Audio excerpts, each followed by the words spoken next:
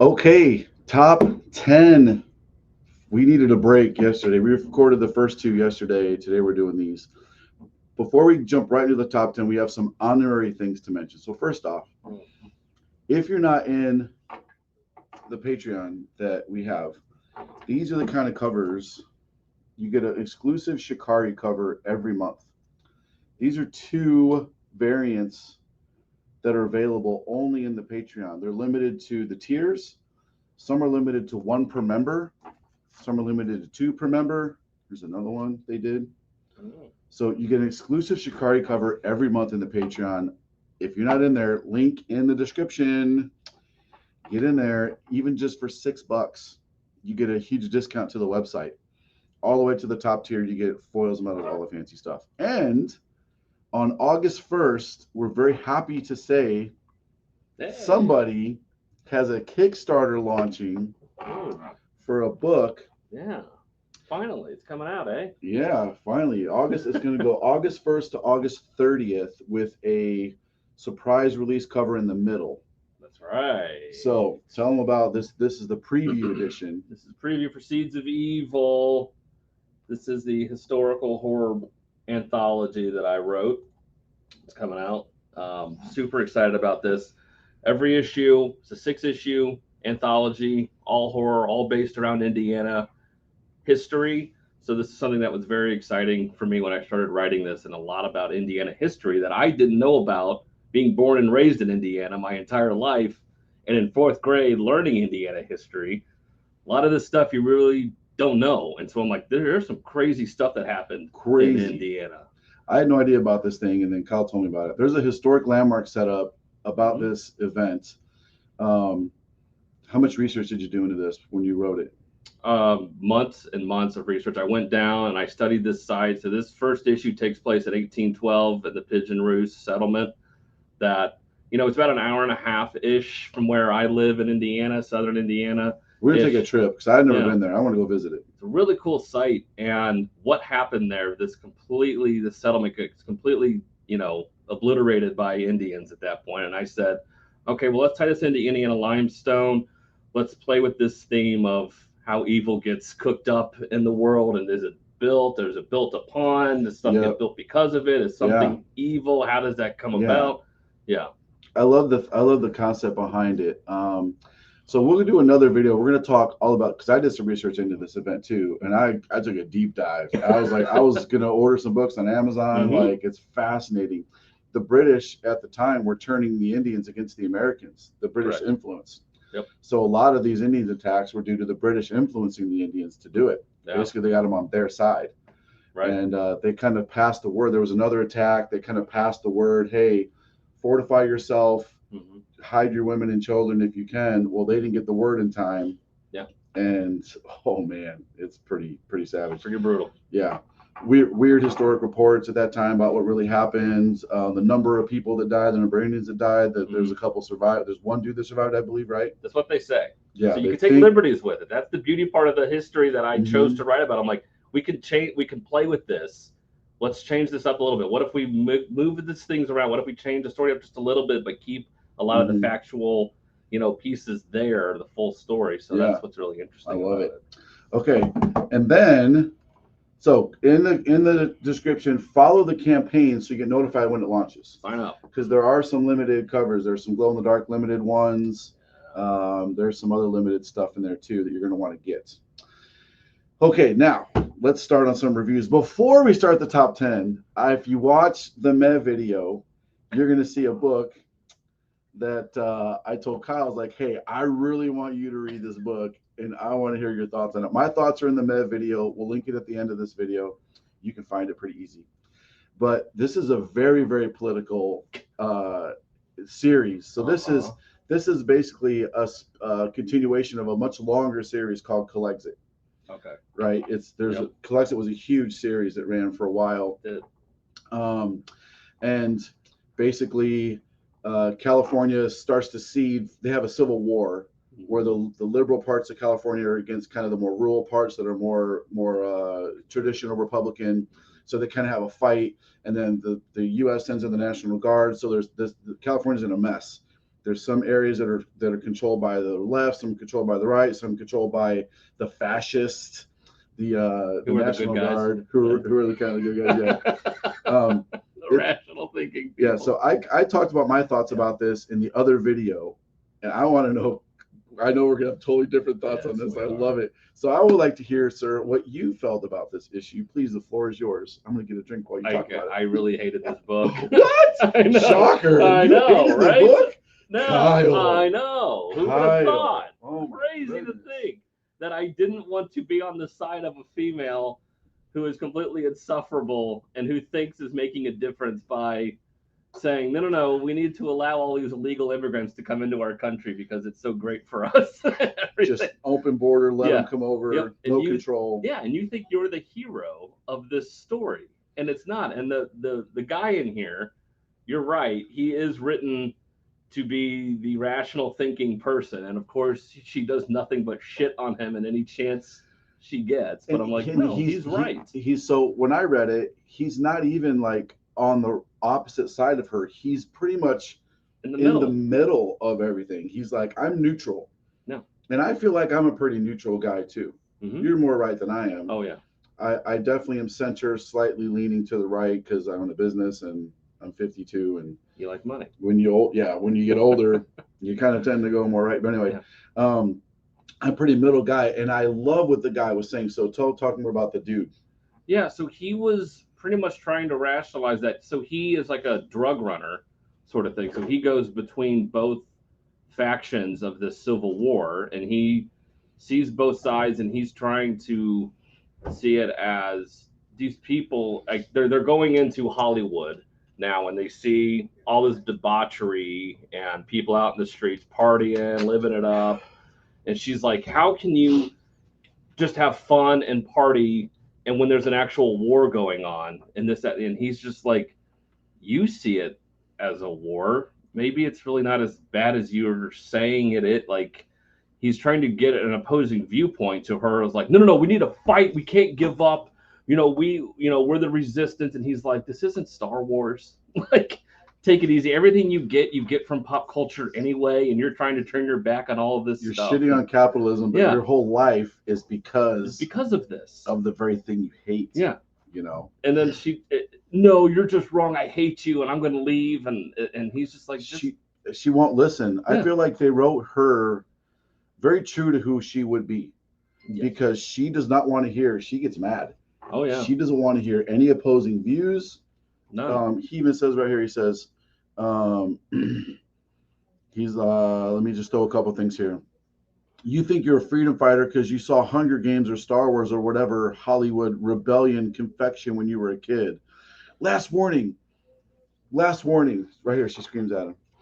She goes, last warning to shut the F up, Jamil. She says the F word. And then he goes, you're just like everybody else who justifies doing effed up shit because they've convinced themselves fighting Voldemort.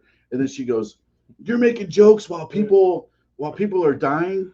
And he's like, Jesus, don't make a scene. She's like, or what? And they're like, someone call security because the security guys in here, they're not messing around. They put a boot on this guy's head. They take him to the extreme. I don't like the way the security guard was written either. He's a dude. Yeah, the security guard goes, high to the right. He puts this guy down out of nowhere. And then all of a sudden he's like, hey man, can you get me some, can you hook me up with a girl? Yeah. Basically to bang. He's like, I don't have any friends. Like, what? Don't judge me. He's like, can you hook me up? While he's got his boot on his neck. It's like, that's kind of weird. I'm not a sex trafficker. And the guy playing SpongeBob is a total perv and someone kicks him in the nuts. It's like, of course, there's a lot of weird kind of stuff happening. But anyway, I love that the dude was kind of her voice of reason and she didn't want to hear it. Right.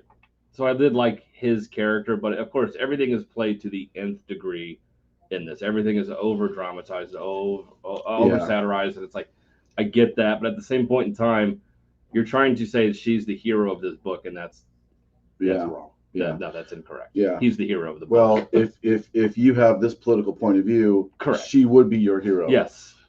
Yeah, she's the greatest. And the hypocrisy from the very first issue, very first scene, she's picking up guns, assault rifles, and using them.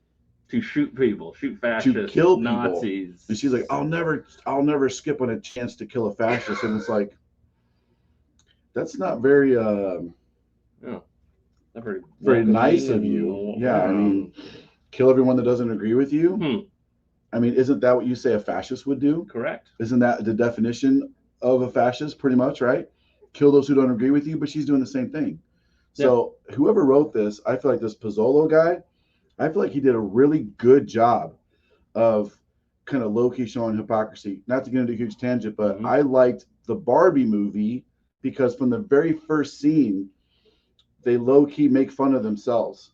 Remember when there's the pregnant Barbie and they're like, she's weird, we don't talk to the pregnant Barbie. It's like, they're all girl power, yay, girls are the best and all the stuff, but then they're also shitting on their own. They're shitting on the one that's pregnant because she's weird and she don't like her. So they called out their own hypocrisy right away in the movie, which I thought was awesome. Anyway, there were a lot of cool scenes about it. Okay, so now it's been 11 minutes. Let's get into our top. I have 9, he has 5. So Kyle's gonna be mad at me. We talked about this in the mess, but I got Wolverine as my number 9. No. It's like the Emperor. No. Star Wars. No. Okay, so a couple problems with the book. A couple. So the art could be. I want to see Ryan Stegman draw this. I want to see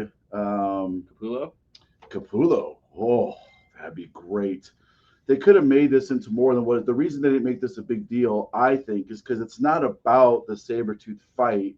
It's more about Wolverine crying to his mom in her lap. There's some very savage scenes in here, and again, the art could have been. I mean, imagine that. A couple other problems, like so he already cuts the shit out of Sabretooth 5 or 6 times. He slices him up. But there's no blood remnants on him. Right. He would be covered in blood at this point. He's already sliced his face, his chest, his gut. He's gutted him right up the center of his body, and there's no blood. So that's a kind of an editorial miscue there. The colorist definitely should have been there. They should both be covered in blood by the time they smash through a window. And then Wolverine just cuts loose on him, which is awesome. And then his mom kind of pulls him out of this berserker rage. And then he pulls him out. There's a couple of scenes. But anyway, the part that really is going to have people not happy is Wolverine he's basically crying in his mom's arms, saying, like, why did you leave me alone? Okay, so here's the deal. If it wasn't Wolverine, I would have no problem with that. Sure. If I was abandoned by my mom, which I wasn't, if I was abandoned by my mom, and then I lived to be 200 years old, and then I saw my mom again, I might, and then she magically showed up. Right. Just happened to be wearing a time period appropriate garb. Come on, man. Where's your Spidey sense at, Wolverine? Right. Anyway. Yeah. I would want to, I've been through a lot of therapy for PTSD and some other stuff. I was in the military, and reconciling things is a huge part of it. And a lot of guys suffer. I'm huge on men's health. I wear my Valhalla. I have a different one on today. Yesterday. I love what they represent, what they stand for. Mental health's got to be important for everybody. A lot of dudes neglect their mental health, especially guys my age, Gen X. We're told, shut the fuck up. Nobody cares. Just, don't cry, don't do this, don't do this. So it didn't really bother me that much. But the fact that it's Wolverine, and yes, he's allowed to have emotions, but we've already been through this road with Wolverine so many times.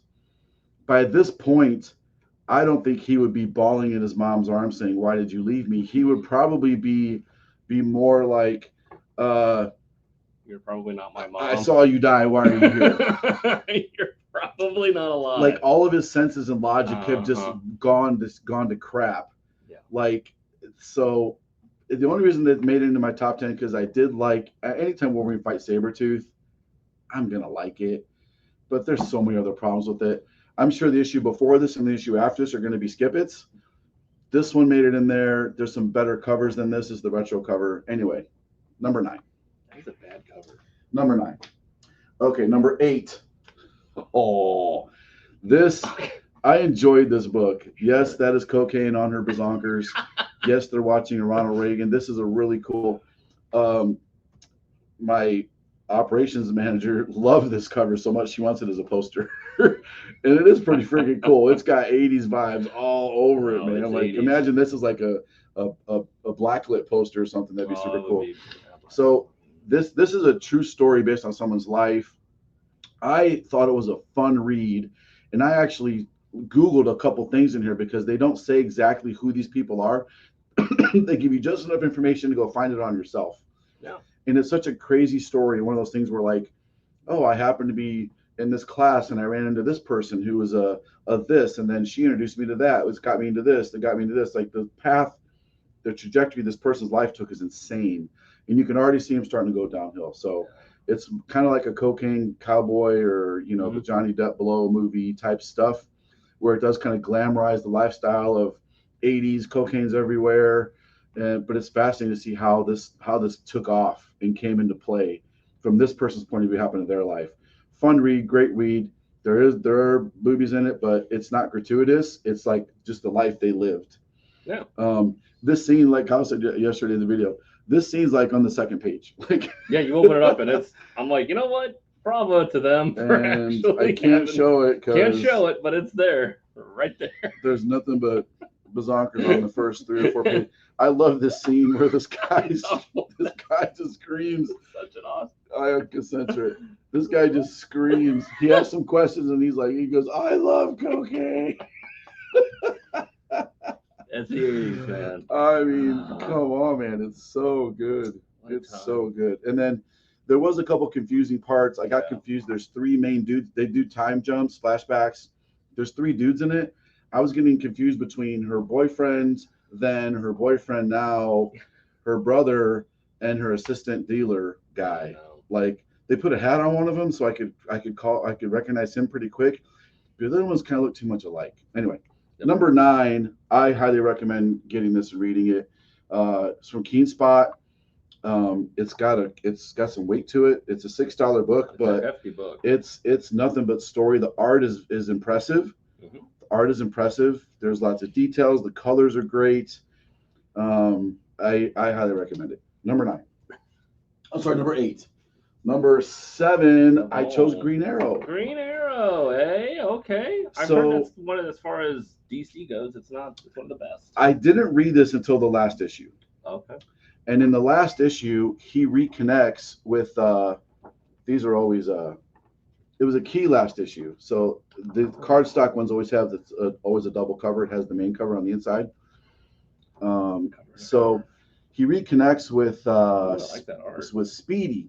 Yeah, he's having like a dream. He's having like a flashback to the old school days. Okay. Now remember the famous cover with him doing drugs? Hell yeah. It's a very famous cover. Neil Adams. Give it a goog. Oh yeah, one of the great Neil Adams covers.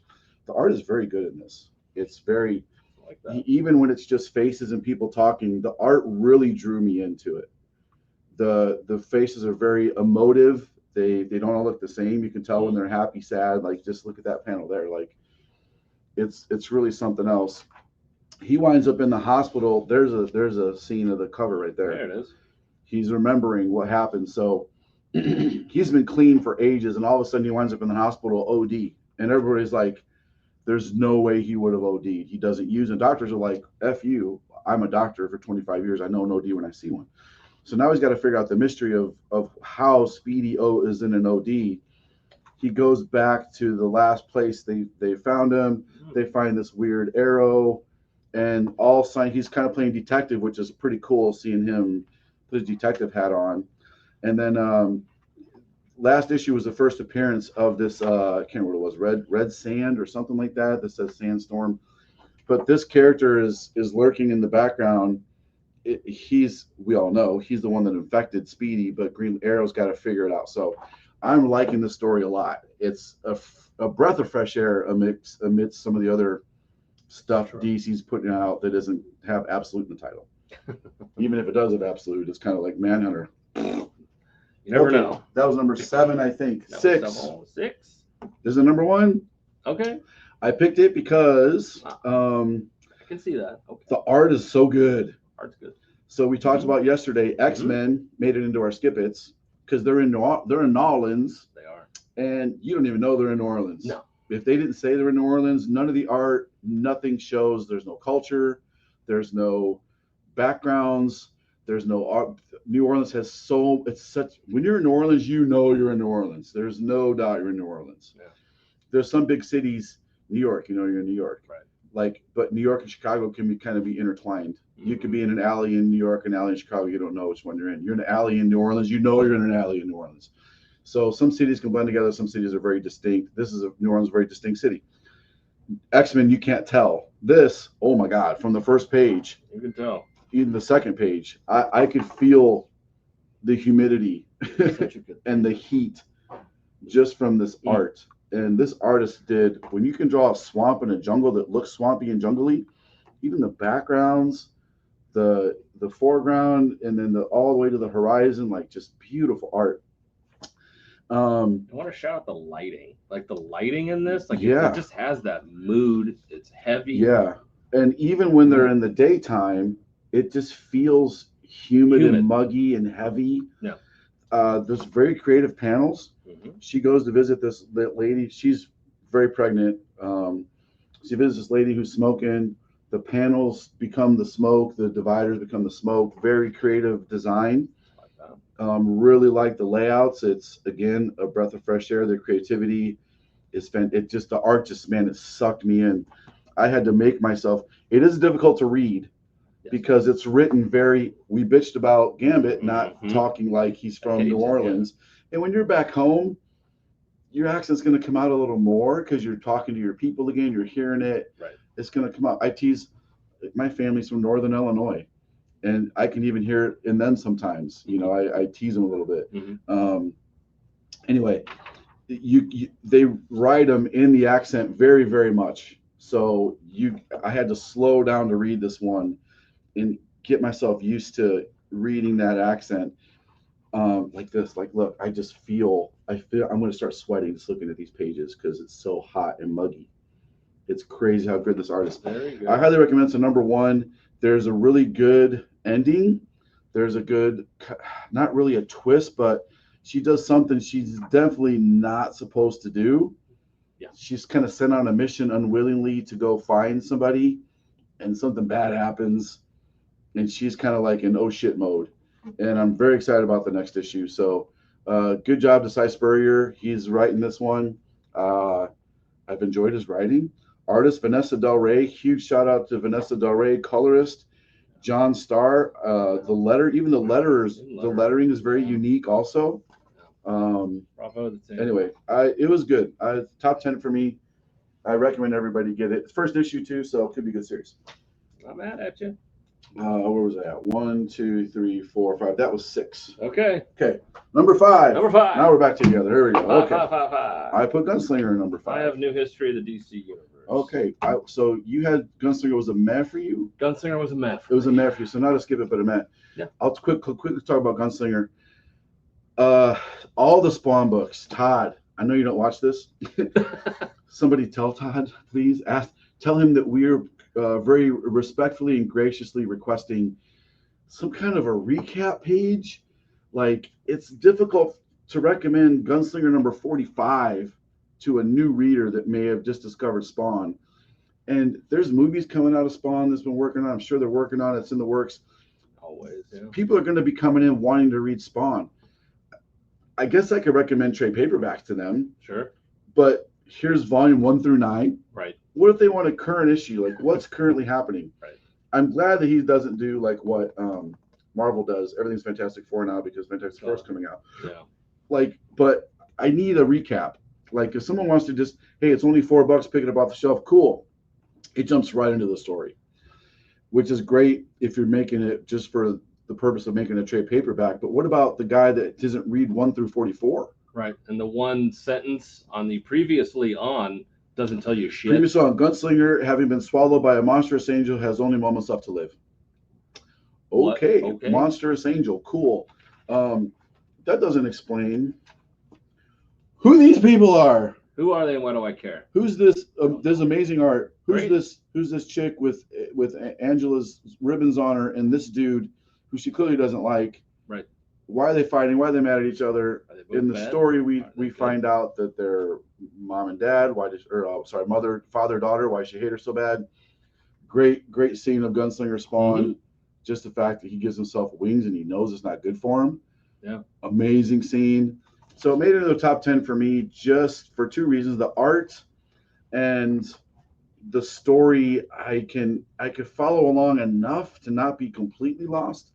But there's other Spawn books this month. It just made it to my skip because I'm like, I have no idea. Rat City. No clue what's happening. Gobbledygook. If you didn't tell me it was in the future, I wouldn't even know it's in the future. I wouldn't know that's Al Simmons' great grandkid. No clue. I'm like, who are these people? I have no idea. Yep. I'm longing for the thing we could complain about with Claremont, where the first 3 pages are recapping the last 35 issues of X-Men. Okay. You know what I mean? We need like a family tree or a world. We need something. Like, yeah, give me a. This is where everyone's at in the world, sort of thing. 2 pages, 2-page spread. Here's the titles. Here's how it ties together. Yep. Start with the Spawn, the main Al Simmons, and then sprinkle it something. I mean, somebody give me a little love. Okay, talk about history. I haven't read these yet. I skimmed through the first one. I didn't look at the second one. Yeah. So these, you could call it cash grab in the sense that there's really nothing new. It's a new history of the DC universe, but he's still. So Mark Waid is doing these, which if you want to get somebody to read DC, hey, I want to get caught up. These will get you caught up on literally everything that has happened. We need history of the Spawn universe. Yes, absolutely. It would help. So this one starts off, the last one ended right as soon as Superman was going to become a character. This one picks up. Superman crash lands, Kansas, we get all the birth, all the Golden Age heroes. We get Wonder Woman, we get Batman, Green Lantern, we get everything.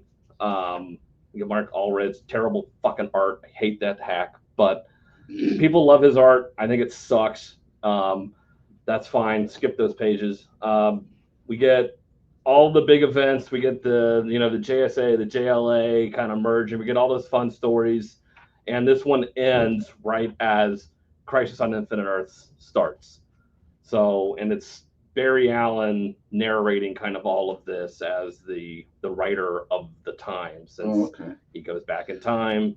So every scene is basically a splash page with history written on it. Yep, with history, and say, here's this character, this is what they did, this is who they are, and let's just go through time. And then it literally ends right there with Crisis. The famous scene of him. Famous scene right there. So now we're caught up to that point in history. Every other page looks like Mike or Allred didn't write it or drew it. Oh, Brad Walker and Michael Allred. So you can tell the ones that's good and then the ones that suck. Yeah, that's Allred. Yeah, that's Allred. That's Walker.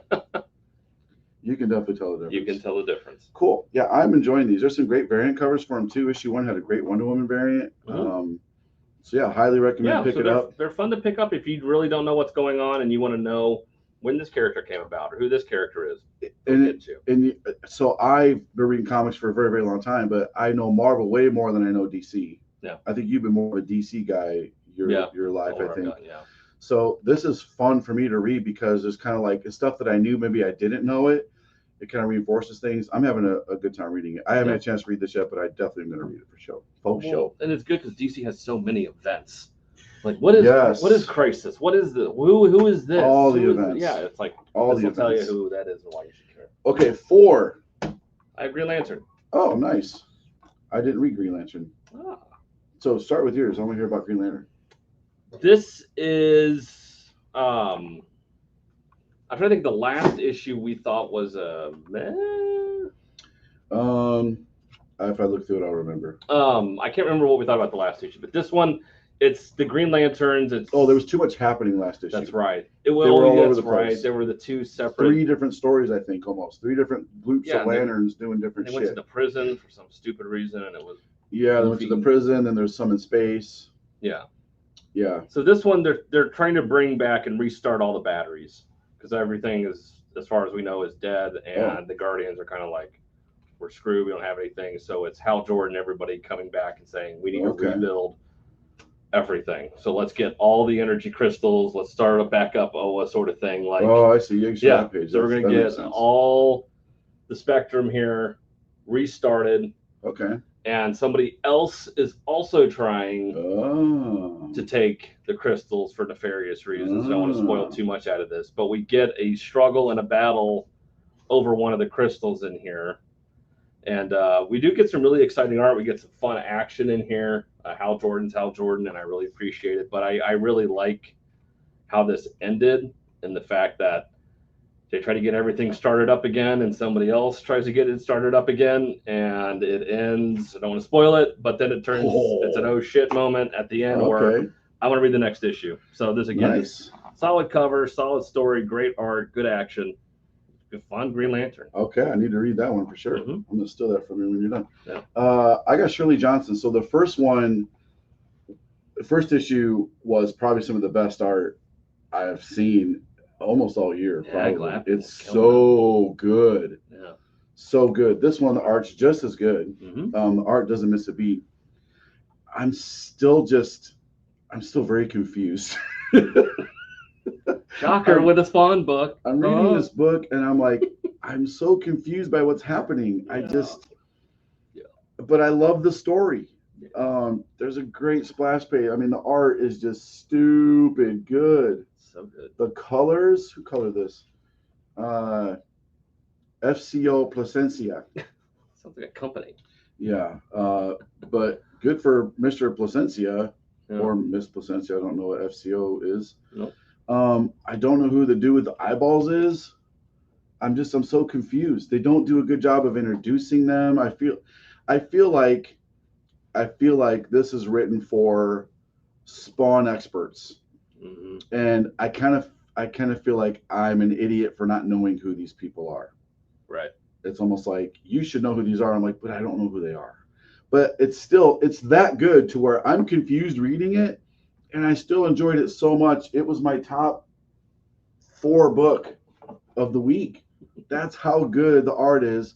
The story that I did understand was incredibly enjoyable. There's 2 oh shit moments in here.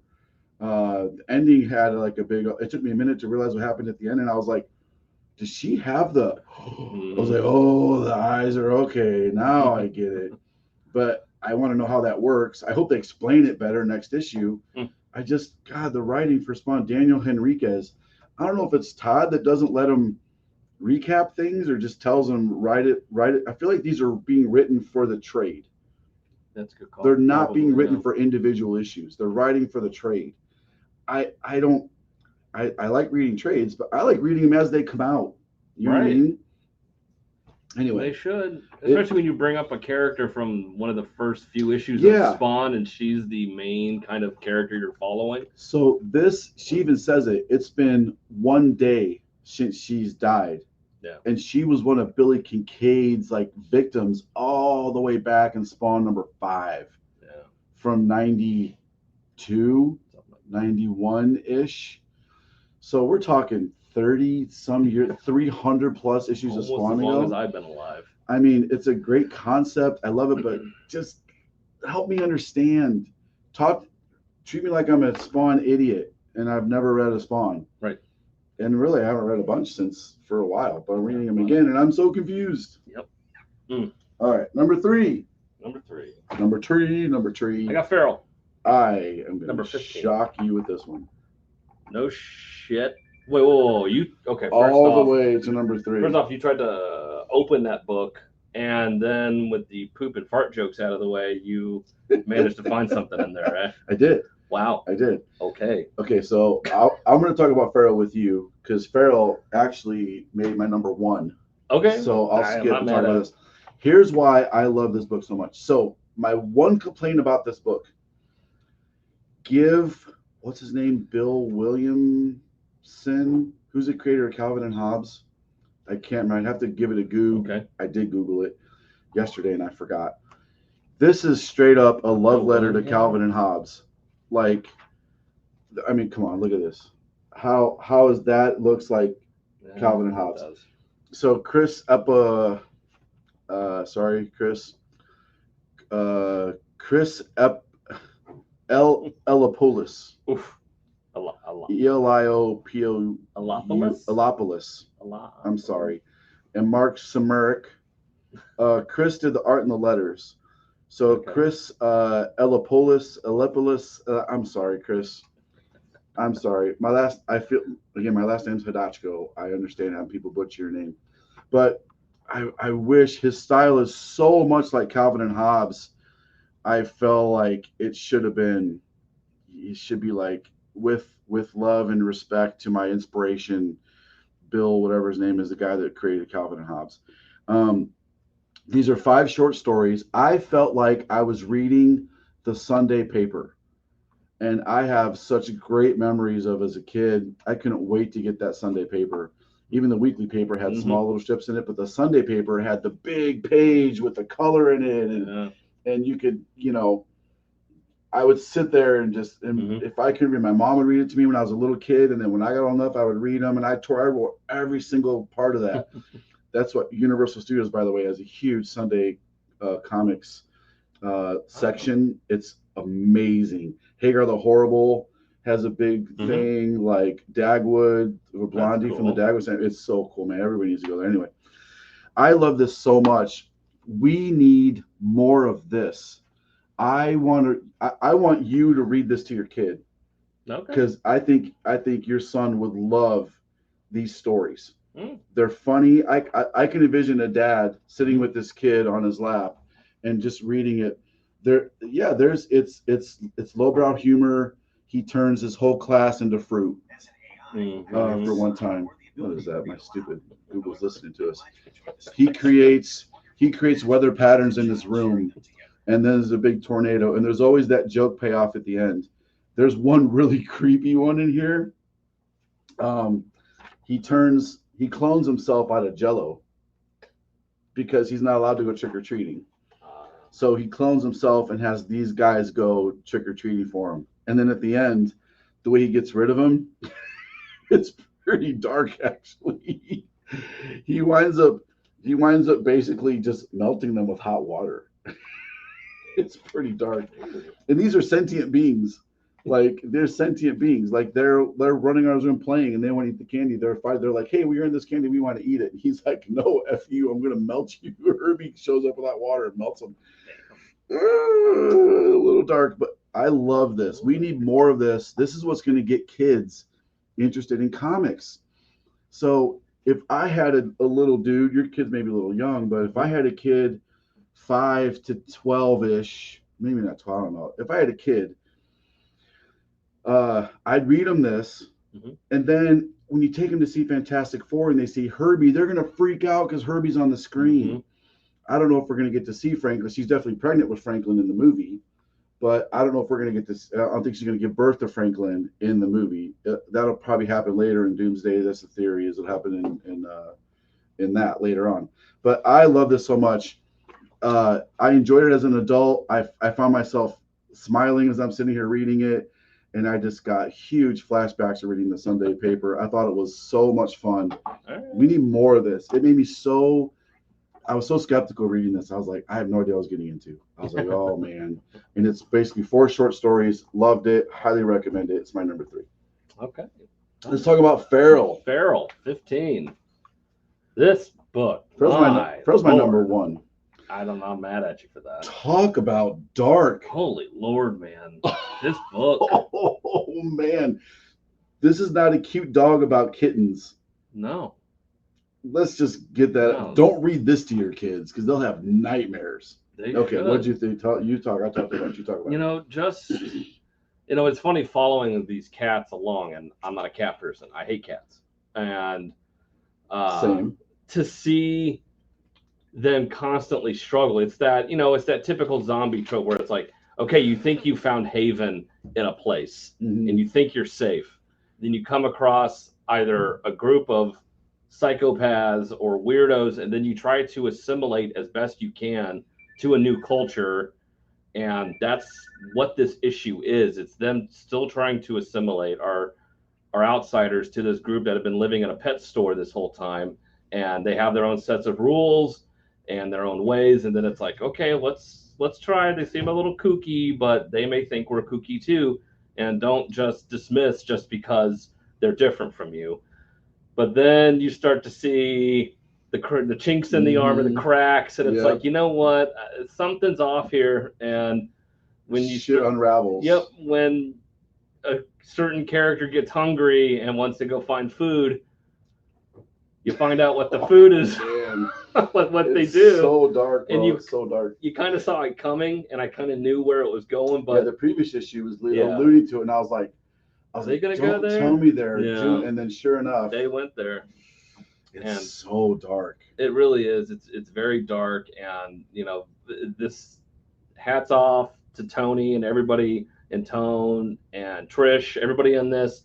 They all do a great job, top notch. I gotta tell you, Trish was born to draw this. 100%. This Trish, she's such a sweetheart. If you ever get a chance to meet her at a con, go up and meet her. She is one of the nicest, sweetest people you'll ever meet. She's hyper talented. Yes. The way she tells this story with the visuals, I'm so sucked into this story. I feel like I'm there. Oh, 100%. Like there's so much happening too, and there's like, I'm gonna call it, there's human elements happening too. Mm-hmm. In here, very human stuff you can relate to. Mm-hmm. On top of the story, this is gonna be a terrible description, but it kind of felt like Lord of the Flies meets like Day of the Dead. Mm-hmm. The new one when they get in the mall. Oh, Dawn of the Dead, yeah. Dawn of the Dead, yeah. It felt like that, very much, but with cats. And this storytelling is just, oh my God, one of the best. Pristine. It's pristine. I never thought I would like this series so much because, I mean, Dog Days is such a hard follow up on when you have Stray Dogs, Stray Dogs, Stray Dogs. The first title they did, which everybody needs to read. Stray Dogs. Go find it. Go read it. You will cry. Yeah, you will cry. You hit lightning in a bottle with that. They knocked it out of the park. It was very good, start to finish. Every issue was great. Yeah. And then it's like, what do you follow up with? It's like, okay, let's do cats and let's do this feral thing. Let's do a kind of zombie apocalypse. Yeah. It's like, they're not going to hit it again. There's no way they can do it. And so far, I've only read 14 and 15. Oh, Jesus. I just started reading this. You've completely. And I'm already sucked in so much. Wait till you see what they just got out of, the situation they just got out of to then put themselves into this situation. Frying pan in the fire kind of thing, huh? Ridiculous. I ordered the trade of the first series, and I'll go back and hunt down the other ones to read them. So good. Mm-hmm. It's my number one of the week. My number one is Feral. It's my number one. I'm mad at you. Okay, now my number two. Mine is Space Ghost Anal number one. My number two is Exquisite Corpses. I'll quickly run through this. Okay, so we covered this in the other video. Mm-hmm. This was a skip it for you or a meh? Skip it. Okay, I do agree with them on one thing. The art is awful. Much to be desired. But honestly, the art in Something Killing the Children has much to be desired. Yeah. Department of Truth, that art vibe. I'm comparing Tinian titles here. Department of Truth fits well with the kind of book that is. Yeah. And so does Something Killing the Children. It kind of works with kind of book that is. This one's a much different book. There's going to be 13 issues. There's 13, the original 13 colonies. They're fighting to see each state is ran by a family. Each family sends a champion every year to fight to the death to see who's going to rule for the next 5 years over those 13 families. Yep. And this is a motley cast of psychopath characters. Mm-hmm. Each one of them could have a movie made about each character. They're so rich and insane and full of life, or death. This guy, so far, each issue had one person die in the story, one of the main characters. Mm-hmm. The way this guy dies, he takes some people out before he dies. I mean, it's crazy. And then you get they offer a little bit of insight into the ruling members of the families. Some of them don't care. They just are there for sport. They're placing side bets. Some of them are serious about ruling, and they really want their guy to win. Some of them have very personal stakes involved. One of the people's sister is actually in there as one of the combatants. Number 3, I cannot wait to read the next one. Each one has been very enjoyable. This is awesome, and they're making it fun too. There's a variant with the poly bag that comes with the foil trading card. I I want to collect all of them. I already got them all. I mean, it's easy for me to do them because I get the books from Lunar, but it's super fun. I feel like, again, just like reading that Franklin Richards comic, I'm like, I want to get these trading cards and put them in like a little binder with the sleeves, like I did baseball cards when I was a kid. So there's little things like this that are happening in the comic world that are making comics fun again, right? Yeah. We should make that hat. MCFA, MCFA. That'd be weird. Yeah. Anyway, that's my number 2. Okay. So tell me about your number 2, Space Ghost. Annual. This from David Pepos. The Space Ghost series overall, I think has been pretty well received from almost anybody that's reading it, which a lot of people don't read, and they should. I was on Space Ghost. I read the first 3 or 4 issues. I absolutely loved it, and I just fell off. I just stopped reading it, and I don't know why. Because the art is fantastic, the story is great. What they did with Jan and Jace, the kids, and the backstory with their dad, and how they came about to find Space Ghost, and how this character has been, tortured and tormented, and what he does. The art is just friggin-tastic in this. So I was a little lost as far as what this annual was trying to do, but I knew enough to know we have a super bad guy in here going after Space Ghost, corrupting all the people around him, all the villains.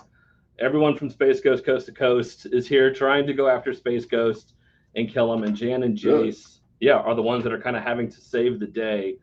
And who is the actual puppet master behind the scenes? You get very heartfelt, emotional scene in this with Jan talking to their father, who they thought was dead, and who has been dead at this time, but it turns out he's part of this AI that's kind of taken over everything. And this is kind of when we get the scene here. She's who, Dad? And so then we get this really heartfelt scene where it's like, is it your dad? It's not really your dad. And how are you going to manage this? I don't want to give away too much as far as how it ends, but it was fantastic. I had a lot of fun reading this thing, and not having read all of the Space Ghost up to this point, I didn't feel completely lost. However, I did read several of them, so you can't go into this cold. I do recommend going back and reading at least the first few issues of Space Ghost before you pick this up. Well, I'm going to read it cold. Okay. I would definitely want to read this. So a lot of these cartoon books, I have no interest in them. I don't blame you. I don't know. It's just, I was never into Space Ghost as a kid. I know. I never really read it.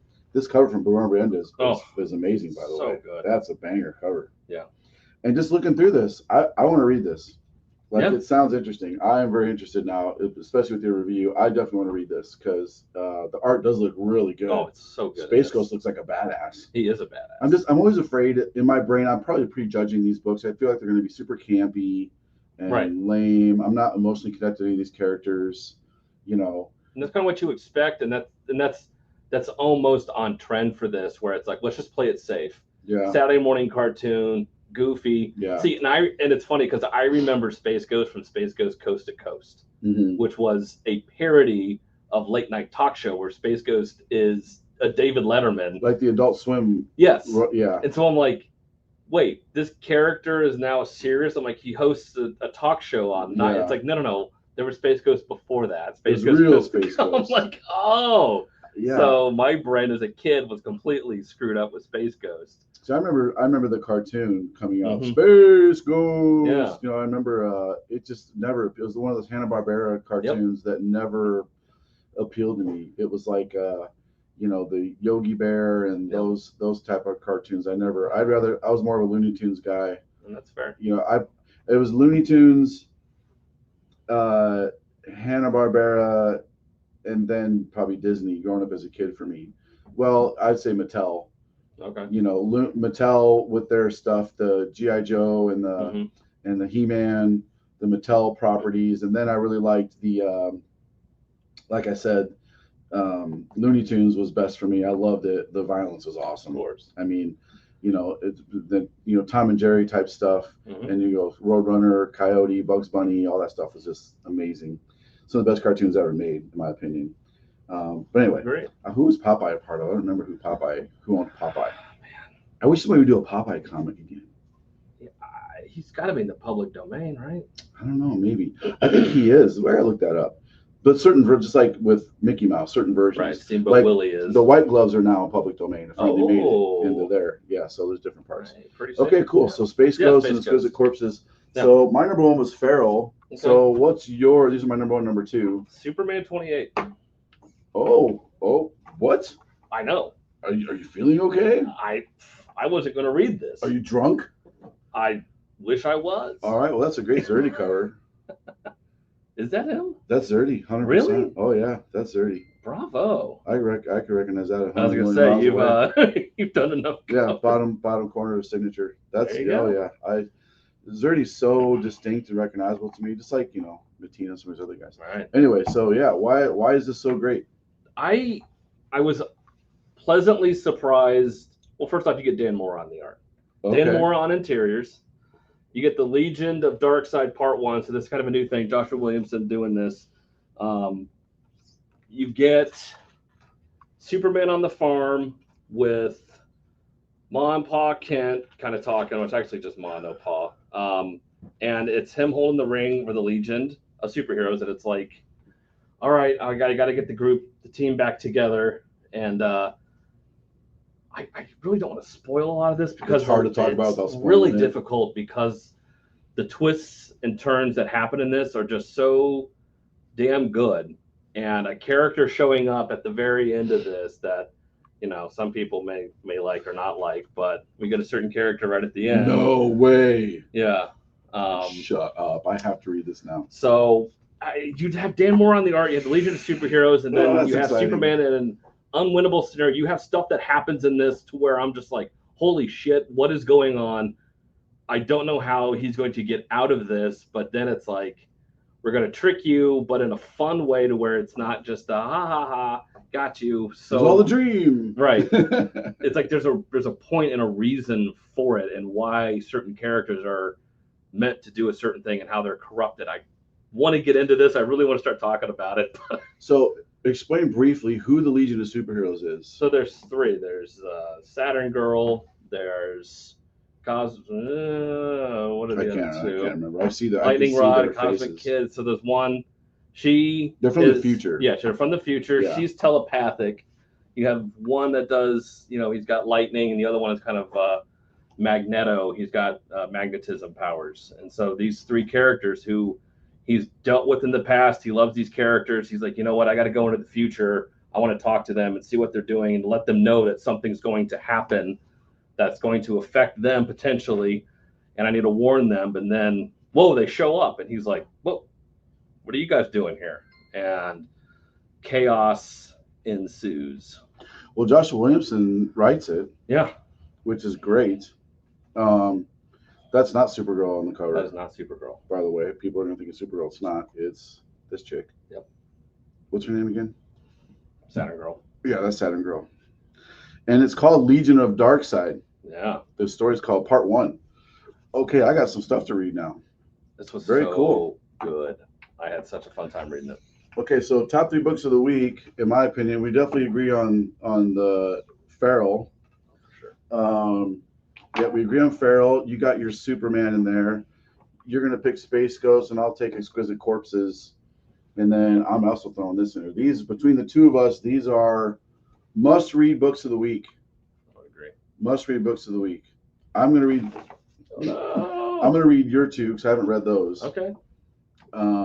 Did you read this one or no? I didn't. Okay. You tried. I flipped through the Fantastic Four one for about 3 pages, and I'm like, all right, this isn't for me. So I did the same thing. I flipped through, and I was like, ugh, here we go. But I gave it a shot, and I'm glad I did. Okay. I'm glad I enjoyed it. It was fun. All right. Okay, so there's our top 5 recommendations for the week, must-gets. Indeed. And they will be on Whatnot. We're doing Whatnot, 3 Whatnot shows tomorrow. Kayla will be live. I'll probably be there selling these books with variants and some ratios and some other stuff. Guys, don't forget, check out Seeds of Evil, the Kickstarter. The link is is down below.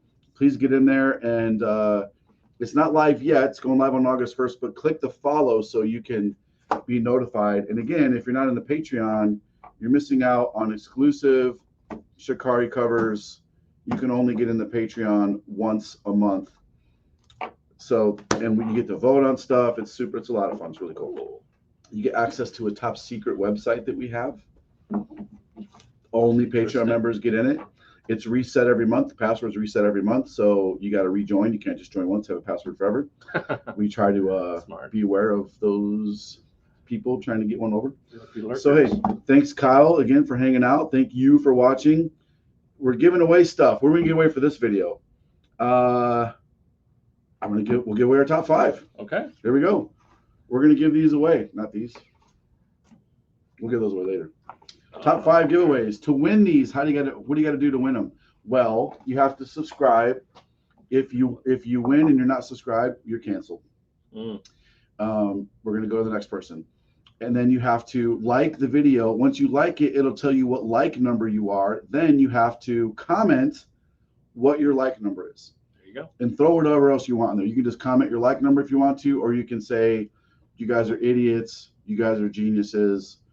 F both of you. We love both of you.